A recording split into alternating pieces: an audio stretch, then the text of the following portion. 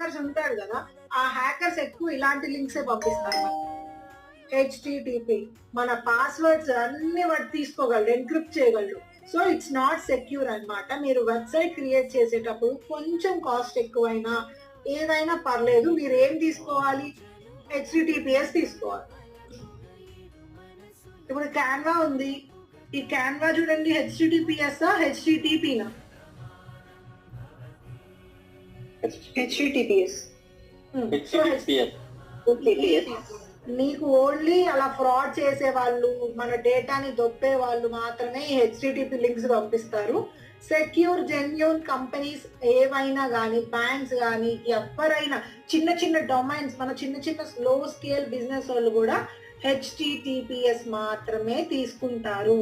So ఒక్క చిన్న business మీకు తెలిసింది ఎవరిదన్నా ఏమన్నా చెప్పండి, చిన్న బిజినెస్.